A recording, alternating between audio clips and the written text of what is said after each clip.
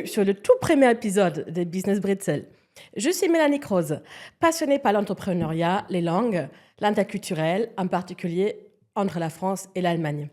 À chaque épisode, je vais vous amener à la rencontre d'invités qui ont vécu ces défis de près. On va parler de business, des cultures, d'anecdotes et toutes vos astuces pour que vos pauses Bretzel avec vos collègues allemands passent aussi bien qu'avec vos collègues français lors des pauses croissants. Et pour ce tout premier épisode, j'ai le plaisir de recevoir Clément Boulet, entrepreneur, formateur en stratégie et créateur de contenu. Clément a travaillé en France, en Allemagne et en Autriche. Bref, entre l'Allemagne et l'Autriche, il a de quoi vous raconter. On va parler des différences culturelles qui peuvent faire ou défaire des projets business. Et c'est à Clément. Clément, je te laisse la parole. Tu peux te présenter un petit peu Merci Mélanie. Déjà, merci pour la présentation. Je dirais très complète. On avait déjà discuté de tout ça avant dans la préparation. Le courant était super bien passé, donc je suis très content d'être là. Merci pour l'invitation. Donc, j'ai pas grand-chose à redire sur la présentation que tu as faite, puisqu'elle est somme toute très bonne. Et je voudrais simplement insister sur le fait que pour les gens qui vont nous regarder, on va vraiment tout simplement discuter du réel, de ce qu'on a vécu, de ce que toi, tu vas penser de ce que je peux dire. Et puis, je dirais que modestement, je vais tout simplement te parler des trucs que j'ai vécus. Et puis toi, tu en feras ce que tu voudras. Et j'insiste vraiment sur le fait que je ne m'attendais pas à ce que j'ai pu tout simplement vivre en allant en Autriche, en Allemagne, y vivre et y travailler, puisse un jour servir à d'autres personnes. Et si c'est le cas, super. Super. Mais comment, dis-nous tout, comment est-ce que tu as atterri en Allemagne ?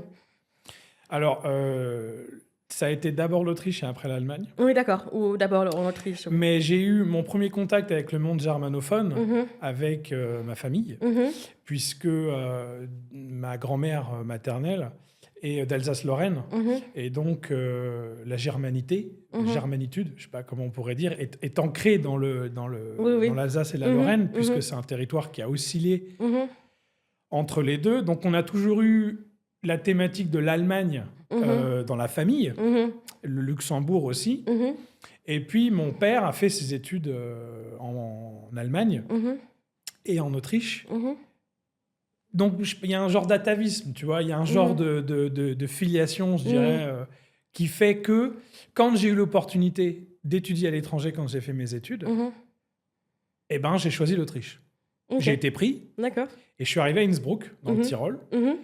Le Tyrol est collé à l'Allemagne.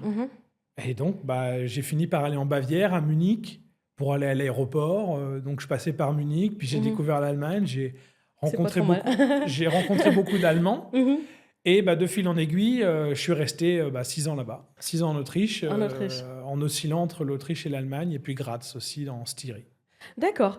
Et comment l'Allemagne et l'Autriche, enfin peut-être d'abord l'Autriche, a un petit peu influencé ta façon de travailler à travers la culture? Parle-nous un petit peu de comment tu as vécu les différences culturelles d'abord en Autriche, puis en Allemagne, et comment ça t'a influencé?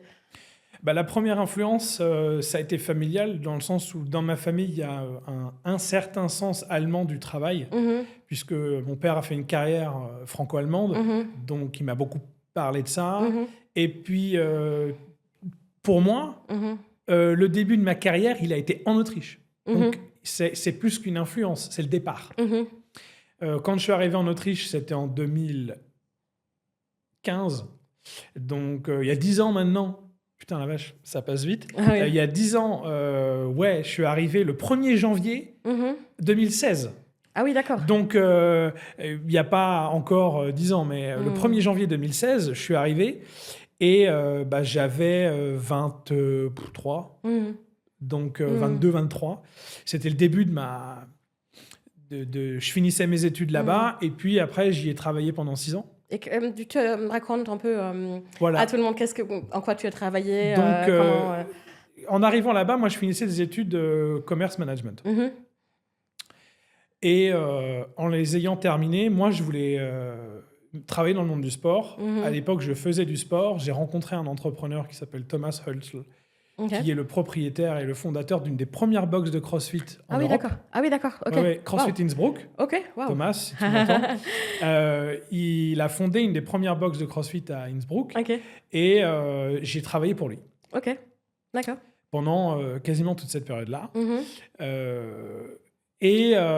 Ça a été le début pour moi du travail. Donc, qu'est-ce que j'ai appris à faire là-bas? J'ai appris à travailler à l'autrichienne. Mhm. Donc, et quand on parle de la différence franco-allemande, l'Autriche est une version plus de ce que l'allemand, au sens culturel, peut Mhm. faire. Mhm. Donc, beaucoup de ponctualité, Mhm. très direct, Mhm. pas beaucoup de fioritures, Mhm. sobre, Mhm. mais passionné. Faut pas tirer à boulet rouge Mhm. sur les Allemands. Mhm. Je les aime beaucoup, Mhm. je les adore. J'ai vécu des années incroyables là-bas, Mhm. mais beaucoup d'efficacité. Mhm. Pour eux, l'art de faire Mhm. n'existe pas. Faire, c'est le plus important. Mhm. Le résultat. Cette espèce de sobriété que les Français ont du mal. La beauté du geste Mhm. n'existe pas tellement. Mhm. C'est est-ce qu'on y est arrivé Mhm. ou pas. Donc ça, c'est ce que j'ai appris. Mhm. C'est à atteindre un résultat. Mhm. Donc en quoi ça m'a influencé en tant qu'individu qui construit sa carrière, quoi, qui commence, qui sait Mhm. rien faire et puis qui commence à apprendre à faire, bah, c'est apprendre à exécuter. Mhm. Donc Ok. je leur dois ça. Mhm. C'est vraiment leur force principale. Mhm. Le français, ou disons une version plus française de moi-même, Mhm. aurait été plus dans la manière de faire, Mhm. le style. Mhm. Chose que j'aime beaucoup aussi, Mhm. parce que je suis français. Mhm. Mais c'est une première différence que j'ai remarquée. Le style, Mhm. l'art de vivre, Mhm. c'est pas un thème. Mhm. Mais quand tu dis ça comme ça, le public nous écoute, les Français, ils vont dire, oula, ça fait peur, ça fait peur l'Autriche. Ça peut. Qu'est-ce que tu vas leur dire?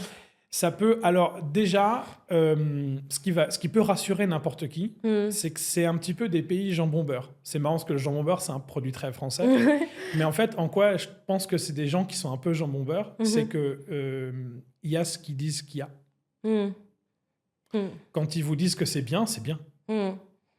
Ça en rassure France- aussi. Souvent en français, il peut se froisser par rapport à ça. Oui, et donc ça c'est une première chose, mais au moins c'est rassurant Mm. sur simplement le fait que quand ils vous disent qu'ils apprécient quelque chose, vous pouvez faire confiance à ça. Mm. Ça c'est rassurant, Mm. dans le sens où quand vous allez communiquer avec une entreprise, Mm. des gens, un client, un fournisseur, Mm.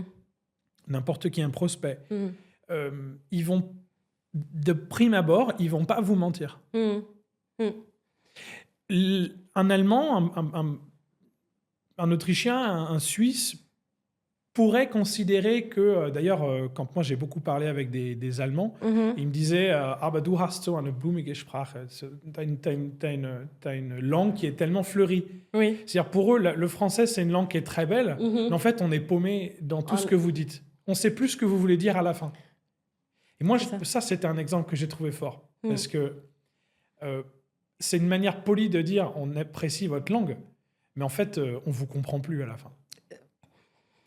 Ce que j'ai remarqué personnellement quand j'étais arrivée en France, c'est que vous utilisez tellement de fruits et légumes dans vos langages. Vous avez la pêche, envoie la patate, ramène ta fraise, raconte pas des salades. Ouais, ouais. J'ai trouvé ça impressionnant. C'est exactement ça. C'est très coloré, très voilà. C'est exactement ça. Et en fait, on me le disait, au début, je le prenais pour un reproche. Mm. Je l'ai mal pris. Déjà parce qu'à l'époque, j'étais un peu susceptible parce que j'étais, disons, un peu ambitieux et puis pas forcément les pieds sur terre non plus. Mm. Donc, j'avais besoin de ces rappels à l'ordre. Mhm. Peut-être raison pour laquelle je suis allé dans un pays comme celui-là aussi, pour me faire cadrer. Mhm. Donc, j'ai reconnu ça et c'est quelque chose que je porte à leur crédit. Mhm. C'est un amour que j'ai pour eux. Le fait que quand on arrive là-bas, on est traité pour ce qu'on est. Mm. Il n'y a pas ce mensonge où on va être très très pote avec eux tout de suite et en fait pas du tout. À l'américaine, non. Mm. Où les Anglais font pareil. Très super friendly et en fait il n'y a rien. C'est une politesse, c'est une étiquette. Eux n'ont pas cette étiquette. Mm. Exactement. C'est vraiment quelque chose que je trouve génial chez eux. Mhm. C'est ce côté vérité absolue. Mm. Exactement. Mais une fois que tu deviens un peu, on va dire, pote, que tu vraiment que tu crées la vraie relation avec eux, c'est pour toujours. Oui. À moins qu'il y ait une Oui. déception ou autre. Non, non. Il faut jamais briser la confiance, il faut jamais briser les règles. Mais tant qu'il y a ça, c'est vraiment pour toujours. C'est très vrai. Oui. J'ai des contacts encore amicaux Mm. avec les gens avec qui j'ai travaillé là-bas, ou tout simplement avec qui j'ai vécu des histoires personnelles. Et c'est des gens très spontanés Mm. qui vont dire non quand ils pensent non et oui quand ils pensent oui. Donc pour un Français, pour le latin, qui aime la beauté des formes, il peut y avoir déception sur la forme. Parce qu'on voudrait un oui avec toute Des l'étiquette qui fleurs, va, voilà, toute l'étiquette qui va avec, etc. Ouais. Mais dans une relation d'affaires Mhm. où il y a une dimension plus personnelle, Mhm. où on va essayer de se découvrir, de montrer ce qu'on peut offrir l'un à l'autre, la relation qu'on peut construire dans des affaires. Personnellement, moi j'ai une anecdote là-dessus. Donc, mon chef et moi, donc Thomas et moi, quand c'était un petit peu un apprentissage one-on-one, donc j'ai beaucoup appris auprès de lui, formation express pour apprendre à tout faire dans une très très grande salle de sport qui fonctionne très bien, que je considère comme l'une des meilleures dans lesquelles j'ai pu aller en Europe. Mhm. Et je porte à son crédit cette réussite parce que dans tout ce qu'il m'a appris, Mhm. c'est la capacité à ne pas, comment dire, avoir de faux semblants dans la construction de la relation de confiance. Un jour, il m'a dit, après que je lui ai demandé que je voulais prendre en charge un projet, non, t'es pas prêt. Comme ça. Ça fait mal. Mais c'est vrai. Je l'ai pris dans ma tête à la fois physiquement et moralement, quoi. J'ai pris ça comme un coup de poing. Ah oui, oui. Il m'a dit non, t'es pas prêt. Ça faisait combien, à ce moment-là, ça faisait combien de temps que tu étais là-bas? 3 ans. Ah, 3 ans. D'accord. Et il m'a dit non, t'es pas prêt. Bon, lui, il voulait il voulait s'agrandir, ouvrir une deuxième salle, et il cherchait quelqu'un pour prendre en charge la deuxième salle. Bon, au final, le projet s'est pas fait. Il a fait un agrandissement en interne, mais il m'a dit, moi, je me suis porté candidat. Il m'a dit non, t'es pas prêt. Bon, aujourd'hui, je sais qu'il avait raison. Mais il n'a pas fait traîner. Il n'a pas dit oui, on verra, on va à la française, à la bullshit. Non, il a dit la vérité. Alors moi, je l'ai mal pris parce que, bon, j'étais un petit peu... j'étais pas à ma place en me mettant candidat, pour être honnête. Mais c'est quelque chose que j'ai jamais retrouvé en France. La capacité à dire la vérité tout de suite. C'est un manque de forme qui est parfois préjudiciable. Mais c'est une forme qu'il faut que les Français apprennent à contourner. C'est-à-dire, c'est pas contre vous. C'est simplement notre manière d'être. Oui, en France, effectivement, on communique beaucoup avec beaucoup de contexte. Enfin, il faut lire dans le contexte, etc. En Allemagne, il n'y a pas de contexte qui n'est pas dit, qui n'existe pas. Donc, voilà. Et tu es aussi formateur en stratégie d'entreprise à 2 différentes écoles. Si je ne me trompe pas, 2 écoles, n'est-ce pas? Est-ce que tu peux nous en dire un petit peu, et aussi comment tu vas...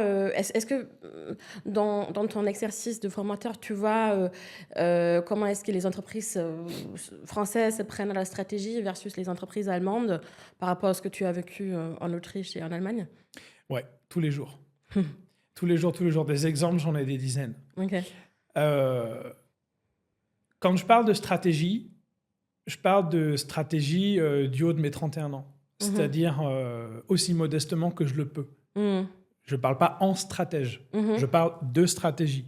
Je n'ai moi-même pas un empire qui justifierait des leçons de stratégie. Je parle de stratégie au sens de ce que la stratégie peut offrir en tant que modèle. Différents types de stratégies, etc. Donc, je n'interviens pas en tant que stratège. Ce que je leur dis toujours, c'est d'éviter justement l'ethnocentrisme. L'ethnocentrisme, c'est penser que le modèle qui est le nôtre est celui des autres. Et je leur dis, ça, c'est le principe premier de n'importe quelle stratégie. Vous voulez faire quelque chose, ça requiert de sortir de votre identité propre, d'atteindre un public ciblé. Qui est ce public? Exemple numéro 1, le mot syndicat. Mm.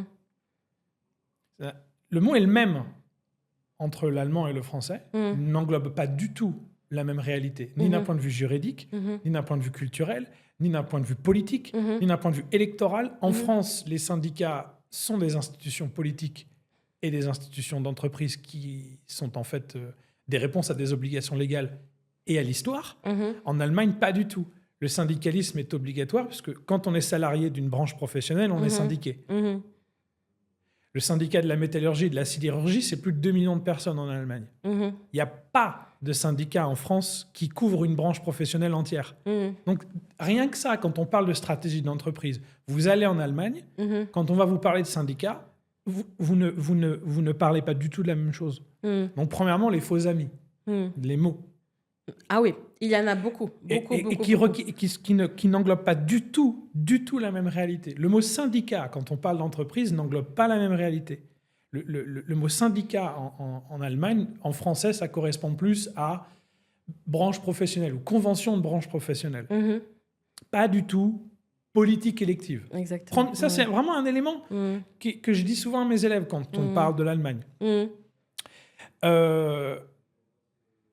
D'autres choses aussi, c'est que l'entreprise en Allemagne, la majorité des entreprises sont des PME familiales. Chose qui n'est pas vraie en France. La majorité des PME et des entreprises en France, je ne parle pas des grandes entreprises parce qu'elles ne couvrent pas le marché du travail de manière générale, des emplois, je veux parler. La majorité des emplois en Allemagne sont des PME familiales. Donc, quand on parle de stratégie, vous voulez aller en Allemagne, il faut que vous compreniez la filiation de l'entreprise en Allemagne. Oui. Si vous parlez à un jeune, vous parlez probablement au fils. Si vous parlez à une jeune, vous parlez probablement à la fille. De qui ? Des fondateurs et des fondatrices. Exactement.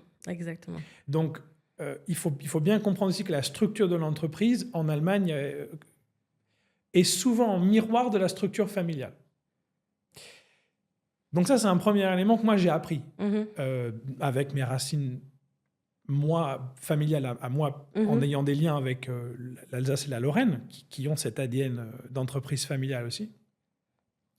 Et en parlant aussi d'entreprise avec des Autrichiens et des Allemands, où j'ai souvent remarqué que la filiation, l'atavisme dans les affaires est très, très, très important, plus que chez nous. Donc ça, c'est une première chose que j'ai remarqué. Les mots, les structures des entreprises, donc c'est quelque chose que je dis souvent aux élèves. Les Allemands, c'est nos voisins. On a d'autres voisins. Mais c'est des voisins avec qui on a une histoire vraiment poignante. On va dire ça. Oui, poignante. Et en fait, on connaît énormément de choses au sujet de l'Allemagne, mais trop peu au sujet des Allemands. Exactement. Souvent, j'entends en France, ah oui, mais l'Allemagne, c'est juste à côté, ça peut pas être si différent. Et vice-versa d'ailleurs, les Allemands me disent, mais bon, on est voisins, l'amitié franco-allemande, etc. Mais finalement, ce sont quand même deux cultures extrêmement différentes, même historiquement. Et toi, tu en connais beaucoup de l'histoire. J'ai appris que tu t'intéresses beaucoup. Donc, les Français, je te laisse peut-être en parler mieux que moi. En fait, c'est très simple. Peu importe où on va, sur Terre, quand on met le pied quelque part, on ne met pas le pied sur une longitude, une latitude. Oui, mais on va dans un endroit où va peser le poids de l'histoire. Donc, quand je suis arrivé en Autriche, à l'époque, j'avais un prof à Rennes, où j'ai fait mes études, et au MCI, donc le Management Center of Innsbruck, quand je suis arrivé, il y avait un prof qui était sur les deux tableaux, qui nous a fait regarder un film qui s'appelle Outsourced. Donc, pour ceux qui voudraient le regarder, allez-y, c'est un film qui date de 2005-2006, qui parle d'un mec, un Américain, qui est muté en Inde. Donc, deux pays anglophones. Ah oui, d'accord. Mais l'anglophonie, c'est à peu près tout ce qu'ils ont en commun. Ouais. Et en fait, la langue ne suffit pas. Il y a des couches culturelles. Exactement. Qui vont nous amener à réfléchir sur le poids des mots, le poids des gestes, le poids des symboles, Le poids de la famille, le poids de la religion, de la tradition, le poids de l'histoire du village où vous êtes, de la ville dans laquelle vous êtes. L'Inde, c'est un pays composite. Ils sont très nombreux. Il y a une diversité importante de villes. Même chose pour les États-Unis. Même chose pour l'Europe, pour chaque pays, etc. Donc, il y a un côté où il faut prendre la considération la plus globale et puis aller vers le plus local. Le Tyrol, en Autriche, par exemple, là où j'ai passé la majeure partie de mon temps en Autriche, n'avait rien à voir avec Graz où j'étais, en Styrie, pendant 1 an. Rien à voir. Il y a un côté beaucoup plus slave à Graz.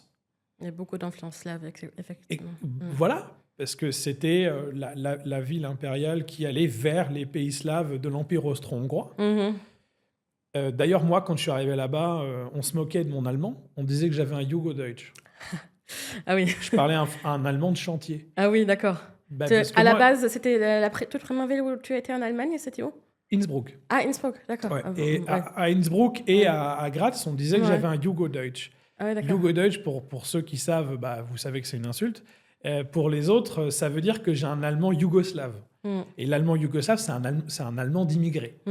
Donc ça reviendrait à dire en français le français petit nègre. Une espèce d'insulte un peu raciste, très moyenne. Donc j'ai eu cette insulte-là. En fait, à la base, je ne savais pas que c'était une insulte parce que... T'as pas compris, en fait. J'ai pas compris. C'est bien la preuve que pour comprendre l'insulte, il faut avoir compris déjà le poids du fait que l'Autriche a eu un lien avec les pays slaves, etc. Et dans ce film-là, Outsourced, la leçon de l'histoire, c'est dive in. Il faut plonger dedans. On dit souvent l'immersion, c'est la seule manière, pas seulement d'apprendre la langue, mais tout ce qui va avec. Et moi, je me suis plongé dedans à fond. Et donc, j'ai même appris l'allemand avec l'accent du Tyrol. Oui. C'est fort quand même. Mais c'est parce que pour moi, j'ai appris l'allemand qui était parlé localement. Oui, effectivement. Et donc, j'ai fait ces efforts-là, j'ai appris ce poids-là. Qu'est-ce que le Tyrol? J'ai appris qu'au nord de l'Italie, la majorité des Italiens parlent allemand. Je ne savais pas, on apprend tout ça, que Trieste en Italie a été dans l'Empire austro-hongrois pendant très longtemps. C'est une ville germanophone, alors que c'est juste à côté de Venise. On apprend des choses comme ça impressionnantes. Parce qu'on plonge dedans. Et c'est ce que je dis aux gens en stratégie. Un tableau Excel ne vous amène que aussi loin à propos de quelque chose ou quelqu'un. Voilà, c'est ça. C'est une représentation... C'est le bout de l'iceberg. Qui a son importance, mais voilà, c'est la partie visible de l'iceberg. Exactement. Le tableau Excel à propos d'un pays, une fiche Wikipédia, ou en tout cas le haut de la fiche Wikipédia, c'est bien. Le bas de la fiche Wikipédia, il y a moins de gens qui la lisent. Mais lisez-la. Elle est cool. Oui. Lisez-la. Oui. Mais c'est comme les entreprises qui se mettent à traduire juste les sites. Parfois, maintenant, avec ChatGPT, OK, ils sont très contents. Ils sont très contents parce qu'ils ils ont traduit les mots, mais ils n'ont rien traduit du sens, du fond du iceberg, en fait. Et puis finalement, ils pensent que le marché germanophone ne fonctionne pas. Sauf que vous ne lui parlez pas, en fait. C'est exactement souvent, ça. La langue, ça ne suffit pas. Déjà parce que les Allemands ne parlent pas tous le même allemand. Il y a des dialectes très importants qui sont même employés. En Allemagne. En Autriche, j'en parle pas. D'un village à l'autre, ils parlent quasiment parfois la même langue.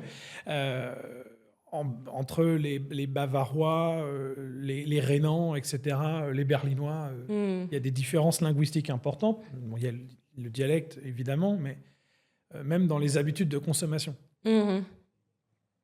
Qu'est-ce que tu as remarqué par rapport à ça? Justement... moi, ce qui m'a choqué, c'est que les Autrichiens et les Allemands, les Suisses, beaucoup, ne mènent pas les mêmes vies que nous au sens de la consommation. Donc nous, on est homo economicus, si tu veux. On est des êtres aujourd'hui qui nous définissons en grande partie à travers notre manière de consommer. Ça, c'est acquis. Donc en observant les comportements de consommation des gens, on en apprend à leur sujet. L'Allemagne, c'est un pays... qui a été meurtri par des séparations et des occupations importantes et longues à l'issue de la Seconde Guerre mondiale. Et c'est un pays qui a eu aussi beaucoup de surplus de production après la Seconde Guerre mondiale, comme les Japonais et les Américains. C'est la raison pour laquelle c'est les plus gros producteurs industriels du monde. Les Américains, l'Allemagne, le Japon et la Chine. C'est parce qu'ils avaient des surplus de production et donc ils ont amené leur population à consommer beaucoup. Les Allemands, on le connaît, la métallurgie, les voitures, les machines-outils, avec la France, Airbus, etc. Donc l'industrie lourde, la métallurgie. Ils consomment beaucoup de voitures. Ils en produisent beaucoup. Énormément de produits manufacturés, comme c'est moins sexy, mais les extincteurs, des choses comme ça. Donc c'est des gros producteurs de produits manufacturés, industriels, etc. Qu'ils consomment beaucoup sur le marché domestique en B2B. Donc ça, c'est pour le volet entreprise. Pour le volet individu, familial, ce que j'ai beaucoup remarqué en observant les gens, et puis en regardant les chiffres à l'appui aussi, dans le cadre de mon travail aujourd'hui, beaucoup de lifestyle. C'est très gros consommateurs de lifestyle, les Allemands. Beaucoup, beaucoup, beaucoup. Tout ce qui est marqueur identitaire. Alors, c'est valable pour les Français aussi. Mais chez eux, c'est encore plus marqué sur le domestique. Le domestique et les voitures. Les voitures et le domestique. L'équipement domestique, gros marqueur de niveau de vie. L'équipement domestique, aspirateur, four. Le Vorwerk. le Vorwerk, exactement. Les canapés. Gros consommateur de canapés. Étagères, meubles, chaises. Beaucoup d'entreprises de design et de fabrication d'objets en bois sont allemandes. Les Allemands sont des gros fabricants de meubles. On le sait moins, mais ils fabriquent beaucoup de meubles. Des commodes, des armoires. Et les Allemands, c'est aussi leur premier marché. Donc, ils sont à la fois producteurs et consommateurs de leur propre production. C'est une particularité. Ils exportent pas énormément ce lifestyle-là. Exemple à l'appui, j'ai un très bon ami à moi qui travaille à Düsseldorf chez une entreprise qui fabrique et qui commercialise du lifestyle mobilier haut de gamme. Le marché français est pour eux très compliqué. Ils n'y arrivent pas. En Allemagne, carton. Pourquoi le français, on va vulgariser. J'aime pas essentialiser, mais pour l'exemple, on va le faire. Pourquoi le français moyen, il n'arrive pas à s'intéresser à ce produit-là? Parce que c'est des produits d'intérieur, ça peut intéresser tout le monde potentiellement. Bon, prenons les Français qui ont des moyens pour consommer ça. Pourquoi ils ne vont pas le faire? Ils vont acheter chez Roche-Beaubois ou des marques de luxe françaises. Aussi parce que l'allemand, toujours par le biais de l'essentialisation, l'allemand de base, quand il vend, il ne vend pas le lifestyle avec. Il vend les marqueurs identitaires allemands. Exactement. Et la Roche-Beaubois, en Allemagne, un peu, pas beaucoup. Roche quoi, voilà, on ne sait pas. C'est des marqueurs identitaires forts. Peut-être que ces entreprises n'ont pas forcément envie de pénétrer des marchés étrangers, qu'ils n'en ont pas fait un cheval de bataille. Et c'est la raison pour laquelle ils se contentent de petits efforts, de petits résultats, ce qui est tout à fait bien. Mais s'ils voulaient vraiment pénétrer le marché, il faudrait rebrander. Exactement. Ce que je remarque d'ailleurs très souvent, quand je parle avec les entreprises françaises, très souvent j'entends, le marché d'art, donc l'Allemagne, Autriche, Suisse, donc germanophone, n'est pas notre priorité. On va d'abord lancer en Italie, en Espagne, au Portugal, voire même au Maroc. Pas de souci, mais et après je pose la question pourquoi. J'ai jamais vraiment une réponse claire. C'est toujours... ce n'est pas notre priorité, etc. Parce que je pense que la vraie vérité, c'est qu'ils ont peur. Ils ont peur de ce marché. Parce que, ils ne connaissent pas, ça fait peur. Les Allemands, pour eux, c'est froid. C'est aussi, on en discutait tout à l'heure, c'est aussi la raison pour laquelle j'avais envie de créer ce podcast, pour donner plus de parole aux Français qui ont fait des expériences avec ces marchés. Parce que visiblement, par exemple, toi, tu as beaucoup de choses à raconter pour un petit peu enlever cette peur des entreprises françaises à aller vers ces marchés-là, qui sont pourtant très intéressants et qui ont une très forte pouvoir d'achat, d'ailleurs. C'est exactement ça. Les Allemands, et là, je ne parle pas des germanophones, mais des Allemands, ont, sont très protectionnistes. Le marché allemand perçu par les Européens, l'Allemagne est un épicentre qu'ils ne veulent pas forcément pénétrer, mais c'est un épicentre dont ils dépendent. Ça, c'est une réalité concrète. Oui. L'euro a été créé sur la base du mark. L'euro est une monnaie qui a donné un avantage compétitif certain à l'Allemagne, à d'autres pays en Europe aussi, pour des raisons différentes, mais on ne va pas entrer dans les détails. Mais en gros, l'Allemagne, c'est l'épicentre économique européen. Point à la ligne. C'est factuel, c'est pas négociable. Il y a des particularités italiennes, polonaises, suédoises. Les autres pays font des choses aussi, mais l'épicentre quantitatif est allemand, tant sur le point du poids que du pouvoir d'influence. Et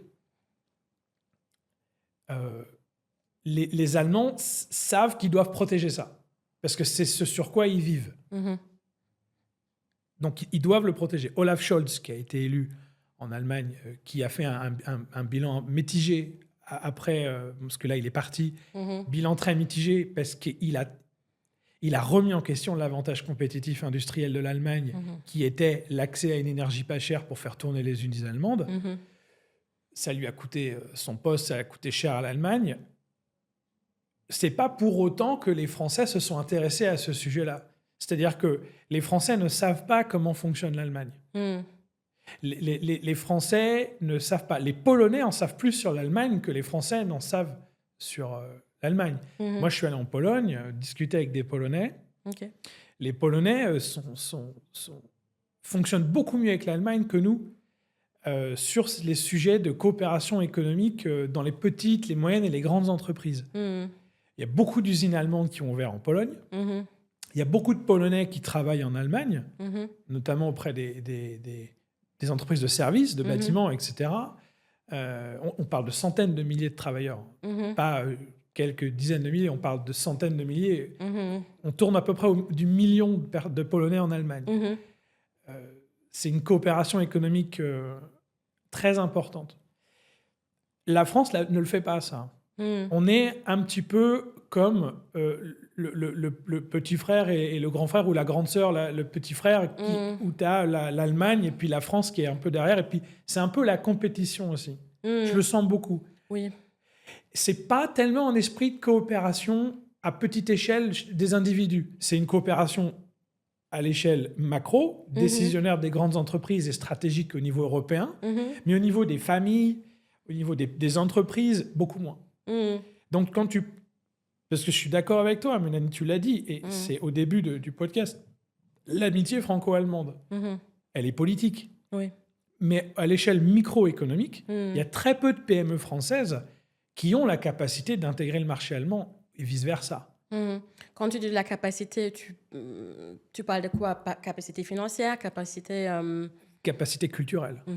Ils Voilà. n'ont pas les compétences. Qu'on soit bien d'accord. Ils n'ont pas les exactement. people skills pour intégrer ces marchés-là. C'est-à-dire la volonté de dire, il faut qu'on efface, en faisant un rebranding de notre marque, notre francité, pour développer une germanité qui va nous rendre cohérents sur ce marché-là.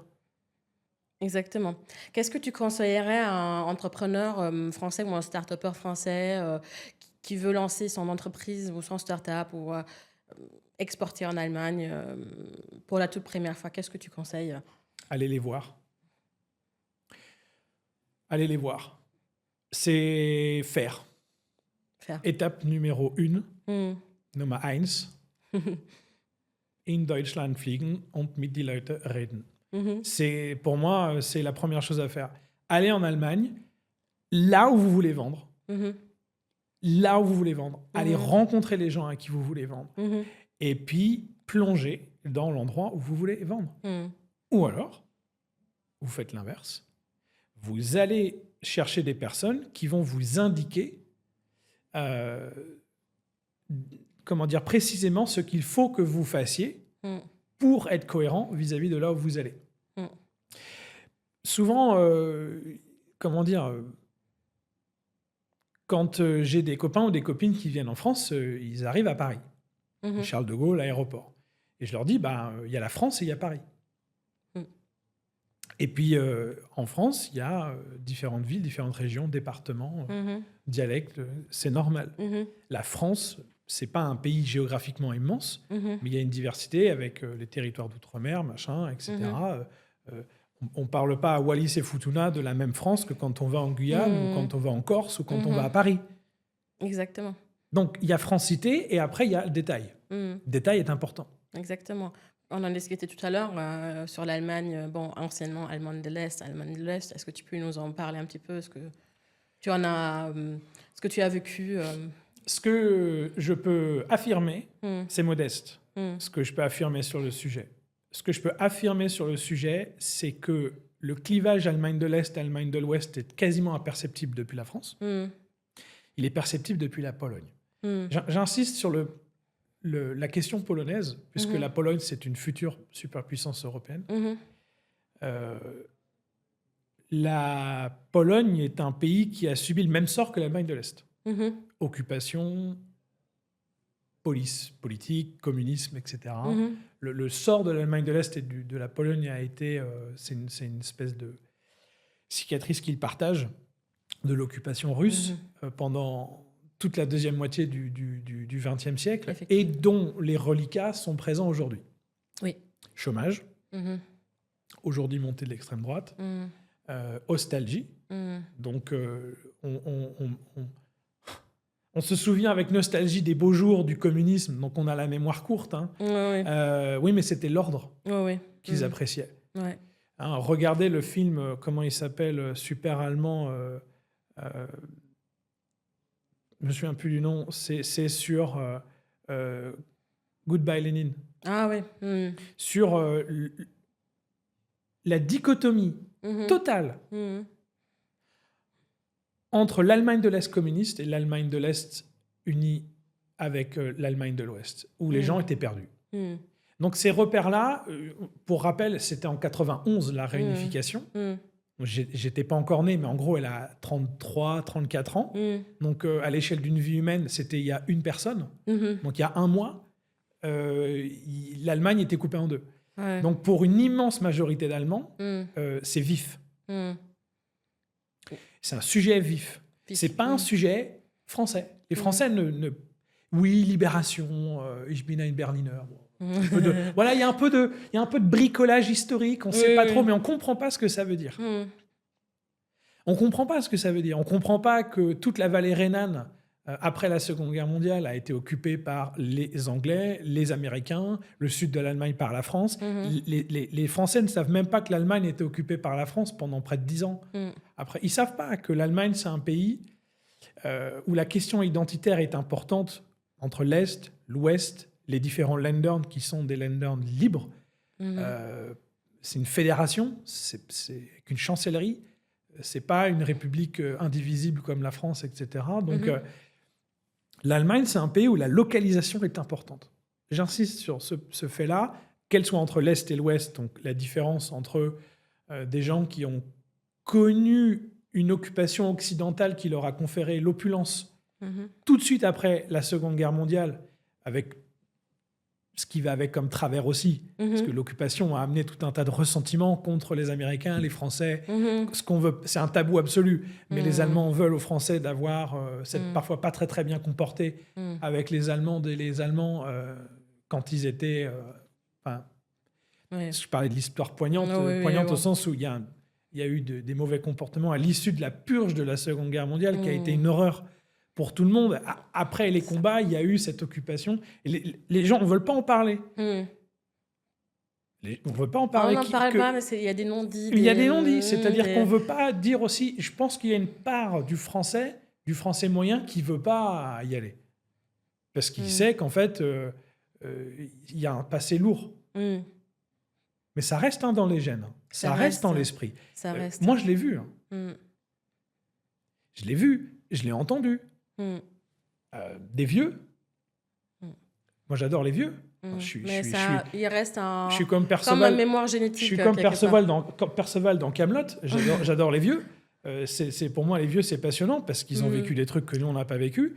J'ai rencontré des gens qui étaient vivants à l'époque de la Seconde Guerre mondiale, etc. Bon, tu vois, puis Ben, moi, ils m'en veulent pas. Mm. Mais ils t'apprennent des choses sur ce qui s'est passé, pourquoi, Mm. etc.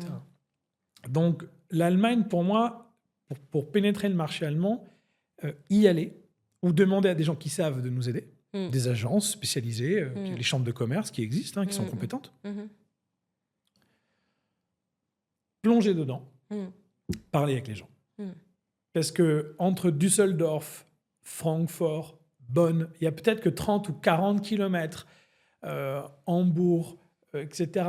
Parfois, entre ces villes-là, il n'y a qu'une demi-heure de train, 40 minutes de train, mais vous êtes dans des mondes différents.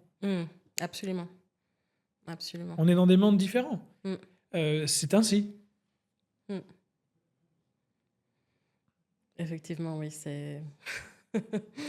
Donc l'Allemagne, gros sujet, pays extraordinaire, Autriche aussi, Suisse aussi, Italie aussi, énorme pouvoir de consommation. Ce sont les plus gros consommateurs du monde en termes de, si on raisonne en pays, en classement par pays, ce sont des très gros consommateurs dans le monde.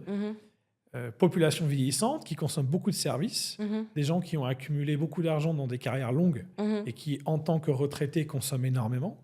Oui.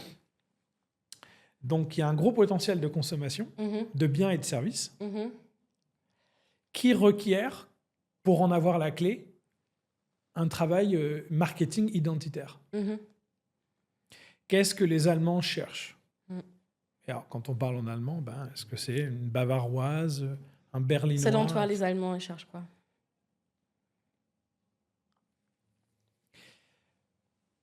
Prenons la différence entre la France et l'Allemagne, puisque c'est le sujet. L'art de vivre, c'est une question française, pas une question allemande. La question allemande, c'est une question d'allégeance. Je m'explique. En consommant des voitures allemandes, les Polonais disent fuck à la Russie. C'est une allégeance idéologique. Oui. Ils consomment BMW, Mercedes. Ils mangent des patates. Je me moque des Polonais, je les aime beaucoup, mais ils préfèrent manger des patates et avoir une BMW que manger beaucoup de viande et avoir une Lada. C'est une allégeance idéologique. Les Allemands sont dans cette logique-là. Les Allemands inspirent beaucoup des pays autour d'eux pour se comporter comme eux, parce qu'ils sont un épicentre économique important. Donc, les Allemands, qu'est-ce qu'ils cherchent? Ils cherchent à cultiver cette identité-là, parce qu'ils savent que c'est une locomotive économique. Donc, les Allemands cherchent à avoir des marqueurs identitaires forts, pratiques, efficaces, solides. Pour eux, atteindre l'objectif, c'est plus important que la manière de faire. Je donne un exemple. Quand j'étais en Autriche, où je dirais que la règle sur la discipline est encore plus forte, mon responsable, mon chef, il me dit il faudrait que d'ici à l'année prochaine, on ait 10% de clients en plus. Je m'en souviens très bien. C'était un chiffre symbolique. 10. Ça aurait pu être 9, ça aurait pu être... Non, c'était 10. Symbolique. Il le dit. 10%, ce serait bien. C'est un cap, c'est un objectif. Et moi, je dis, comment on va s'y prendre? Moi, j'étais exécutant. J'étais consulté éventuellement sur quelques questions, mais j'étais employé, j'étais exécutant. Donc, je lui pose la question. Du coup, on va faire quoi? Et il me dit, quoi qu'il en coûte. Ça peut faire peur en français. Ben oui. Ça peut faire très peur. Quoi qu'il en coûte. Bon, voilà. C'est-à-dire que pour lui, c'est comme ça. C'est 10. 10, ce sera 10. Si c'est 9, ce sera 9. Mais quoi qu'il en coûte, c'est-à-dire, on va y aller. Alors effectivement, moi, j'ai eu peur de quoi? Alors, on va trop travailler, il va m'appeler le tard le soir. J'ai commencé à me faire un film dans ma tête parce qu'en me disant, c'est un malade. Ce que j'ai compris plus tard, c'est qu'en fait, ce que ça veut dire, c'est que, vu qu'ils sont pragmatiques, ils savent très bien que s'ils m'enlèvent mon lifestyle, s'ils m'enlèvent ma qualité de vie au travail, ma QVT, je ne vais pas être bon. Si je ne suis pas bon, ils perdent en productivité. Si je perds en productivité, ils n'atteindront pas leurs objectifs. Donc lui, quand il dit quoi qu'il en coûte, c'est quoi qu'il en coûte, mais en prenant en compte tous les éléments logiques et pragmatiques intermédiaires. Exactement. Donc, c'est pas un quoi qu'il en coûte démoniaque. C'est un quoi qu'il en coûte. Pour être efficace, il faut que tu sois bien. Donc, on va prendre soin de toi. Ce qu'ils ont fait par ailleurs. Oui. Ce qui fait que je suis resté. C'est-à-dire, pour eux, quoi qu'il en coûte, c'est une forme d'efficacité, mais pas du tout une forme de férocité. Exact. Et laisse-moi deviner, il t'a jamais appelé après 18h. Non, non, parce que, d'ailleurs, une fois, il m'a engueulé parce que je lui ai envoyé un message le dimanche. Tu peux nous en parler un petit peu d'une notion du temps, Allemagne-France, rapidement, d'une notion de, voilà, Feierabendkultur, Feierabend, c'est Feierabend. Et alors, déjà, ça, c'est très important pour eux, la prévisibilité. Ils détestent l'imprévisibilité. C'est pas un pays d'improvisateurs. Hein, c'est pour ça qu'il n'y a pas de grands acteurs germanophones. Ils ne savent pas produire d'une culture festive. Alors, le Biergarten, les Schnitzel, la bière, ça, c'est très festif. Ce sont des gens festifs et sympas, qui savent s'amuser, mais de telle heure à telle heure. De telle heure à telle heure, on s'amuse, de telle heure à telle heure, voilà. Petite anecdote comme ce matin, le carnaval Voilà, de Cologne, c'est qui ça. commence à 11h11, pas 11h10, mais Voilà. à 11h11. Un exemple du quotidien, la bière le midi. Déjà, j'ai jamais pu, parce qu'après, je fais la sieste. Mais les mecs, ils arrivent et ils disent... moi, je dis les mecs, mais c'est tout le monde. Donc, c'est l'été, tu vas dans n'importe quel stube, et puis, hop, à midi, tu prends ta salade, et ils se prennent une grosse pinte de bière. Parce qu'à la pause du midi, l'employeur n'a rien à dire. Mais l'employeur, il est là. Mais l'employeur aussi, il se prend une bière. Donc, en fait, tu bois de l'alcool. L'alcool au travail est interdit. En théorie. Théorie. Mais en fait, en théorie, oui, parce que la pause du midi, t'es pas au travail, t'es en dehors du cadre du travail. Donc, tu peux boire devant ton employeur, oui, mais c'est pas le travail, il fait ce qu'il veut. Il y a une espèce d'orthodoxie aussi de la loi, de l'espace et du temps. C'est-à-dire, entre là et là, il n'y a plus de distance entre moi et moi, toi et moi. Exactement, c'est très monochronique en fait. Il y a Voilà. une chose qu'on fait à la fois. C'est très séquentiel. C'est la bière finie, travail fini, on rentre à la maison, très monochronique. En France, c'est très polychronique, on fait ça et ça et ça. On fait tout on en est même au travail. On est une grande famille et tout. Voilà, c'est ça. C'est ça. Les Allemands, pour eux, au travail, c'est pas du tout une famille. On est là pour être efficace. Mais de telle heure à telle heure, je te parle pas. Je m'en fiche de toi. Il y a cette espèce de... On n'est pas amis. Donc ça veut dire au aussi... revoir. Tu es en réunion avec un Allemand, tu es là pour la réunion. Oui. Tu n'es pas là pour... Non, voilà. c'est après. Exactement. Ou si tu lui dis, tiens, après la réunion, on boit un coup. Ouais. Pas de problème. Je pense que tu n'auras pas d'Allemand qui va dire non. Donc, au contraire. Mais après la réunion, après ça va fini. Voilà, mais il faut lui dire en avance. Ouais, c'est ça. Ah, exactement. Il faut dire en avance. Il faut pas improviser. Putain, non. Il faut faire ça à l'avance. Mais tu sais, moi, je me suis mis des caisses avec mon patron. Après le travail, il sortait des caisses de bière et on buvait dans la salle de sport. Ouais. Après, pour moi, c'était incroyable. Et pour lui, moi, j'avais du mal à baisser ma garde. J'avais pas compris qu'après 18h, 19h, je sais pas quoi, c'était fini. Ma garde était encore levée. J'étais encore français au travail. En mode polychronique, en mode... Voilà, j'étais dans un espèce de... entre chien et loup. Ouais, en espace gris, quoi. Un clair-obscur, tu sais pas trop. Pour lui, c'est fini. Pour lui, employeur terminé. Il était là, vas-y, boum, boum. Oh, moi, et le midi, pareil, prends une bière. Je dis non, parce qu'après, il y a réunion, j'ai fait de la merde, tu vas m'engueuler. Mais pour eux, c'est possible. C'est une grande qualité parce que ça protège la qualité de vie des gens. Oui, effectivement. Et l'efficacité au travail, d'ailleurs. Oui, c'est les deux. Mais c'est pour ça que c'est un des pays les plus productifs du monde.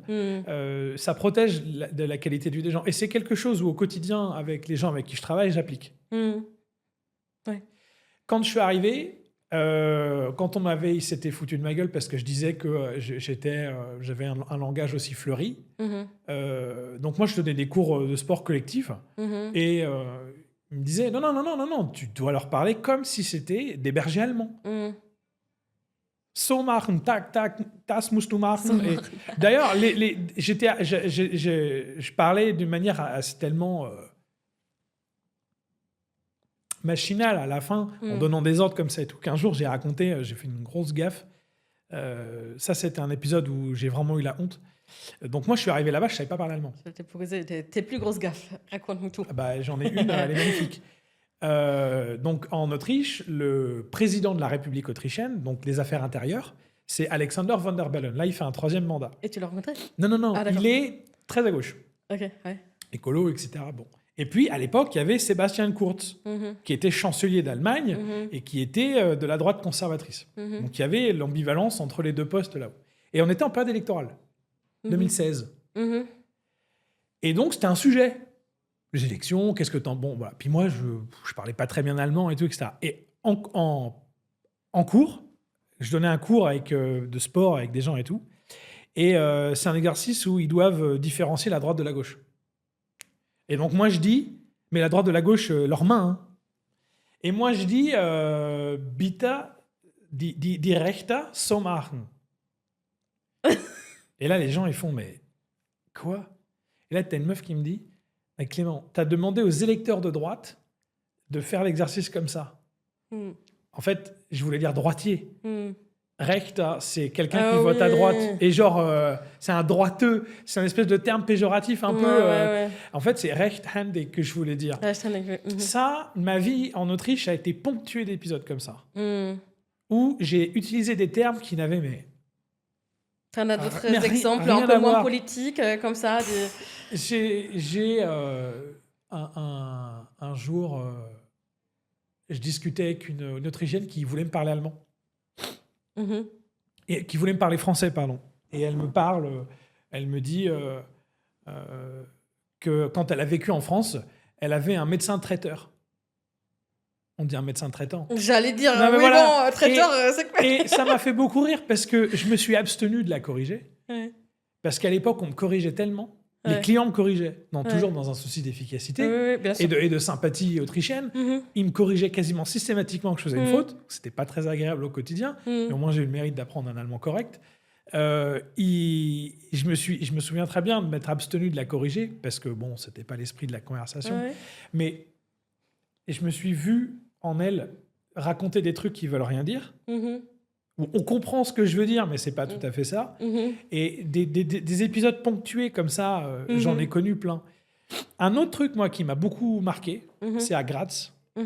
C'est la non-mixité des piscines. Ah bon? Alors là, tu m'apprends un truc, là. Pardon, la mixité des piscines. Ah, la mixité? Ouais. Non, mais des vestiaires. Ah, des vestiaires? Ah, ouais, des vestiaires. Ah oui, tu m'as dit des piscines. Non, mais des vestiaires dans les piscines. Ah, d'accord. Ah, ça. J'arrive à Graz, et je trouve un appart à côté d'une piscine. J'y vais. Ah oui, d'accord. Je prends une carte d'abonnement et je cherche le vestiaire. Ils me disent, c'est là-bas. J'y vais, je rentre, je me change. Et là, je tombe sur deux femmes en train de se changer. Moi, je cours pour sortir. En mode, je me suis trompé de vestiaire. Et je découvre qu'en fait, c'est des vestiaires mixtes. Ah oui, d'accord. Je ne savais pas, mais en Autriche, dans pas mal d'endroits, en Bavière aussi, j'en ai vu, la mixité des vestiaires. C'est des marqueurs culturels où pour eux, la nudité, pareil, beaucoup de femmes... Les saunas, en Allemagne, j'en ai entendu des Français qui étaient choqués. Ah pareil. Moi, à la piscine où j'étais, c'est ça, la non-mixité. Je suis déjà allé dans des spas à côté de Vienne, etc., où les gens sont nus. Toi, t'es là, tu te rends compte que t'es plus catholique que protestant. Tu te rends compte que t'es un peu plus pudique que tu pensais que tu l'étais. Bon, tu t'y fais. Mais c'est vrai que ça marque. Pourquoi en parler par rapport aux affaires? Mais c'est aussi parce que ils sont pas au travail. Dans le privé, ils sont extrêmement libéraux. Oui. Voire même libertaires en Allemagne. C'est des courants politiques qu'on ne connaît pas en France, mais il y a du libertarisme. C'est des gens qui vivent hors système, complètement. Et donc, ça, c'est quelque chose qui m'a beaucoup marqué en Autriche, pas tellement dans le langage, mais dans les attitudes. Des gens qui t'invitent chez eux, tu ne les connais pas. En Autriche? Ouais. Ah bon? Oui, c'est-à-dire, tu es au bar, tu discutes, machin, et puis nous, on est... nous, on est 3, nous, on est 4, venez chez nous, on fait un barbecue. Ah ouais? Ok. D'accord. L'intimité du foyer, moins de barrières que chez nous, par exemple. Okay. Nous, on est très dans l'art de vivre, mais en fait, dans l'art de recevoir, on est beaucoup plus protocolaire. C'est très fermé. L'étiquette. Chez eux, beaucoup moins. Un jour, je suis dans un bar, je discute avec des gens. J'étais avec un de mes colocs qui était DJ, donc il m'a fait rentrer dans sa communauté de potes, quoi. Et puis, c'était au tout début, et il m'invite au ski. J'avais jamais skié de ma vie. Et le lendemain, j'étais sur une piste, avec des skis, un manteau et tout, qu'il m'avait donné. Chose que j'ai beaucoup moins vue en France aussi. C'est des gens... C'est pour ça que j'insiste, quand on veut développer des relations avec eux, il faut aller les voir. Oui, puis finalement, on se rend compte que, comme ça, de loin, on peut peut-être voir penser que les Allemands, Autrichiens ou Suisses d'ailleurs, sont froides. Pas du tout. Mais finalement, si on part vraiment à leur connaissance, on se rend compte pas du tout. Ils sont pas du contraire. tout comme ça. Finalement, ils sont très, très rigolos même presque. Ils sont hyper marrants. Oui. C'est des gens avec qui... c'est ce que je disais au début, et ce que toi, tu peux attester. Le fait qu'ils soient francs, c'est très rassurant.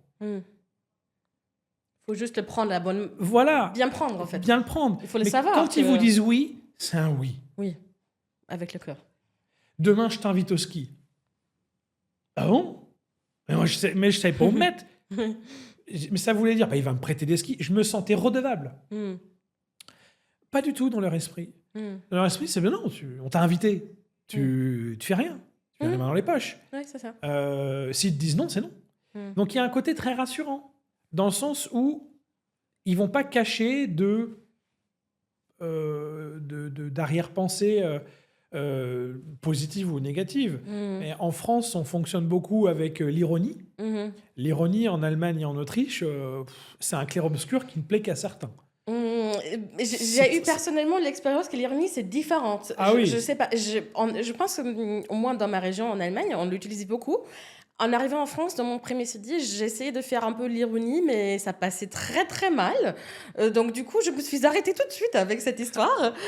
Donc c'est comme un peu les faux amis. On utilise l'ironie, mais différemment. C'est pourquoi parfois, par exemple, juste les traductions, ça suffit pas. On traduit des ironies françaises, mais on ne le dit pas comme ça en Allemagne, en fait. Pas du tout. C'est un... Même quand ils parlent anglais, ils parlent anglais-allemand. Ouais, c'est ça.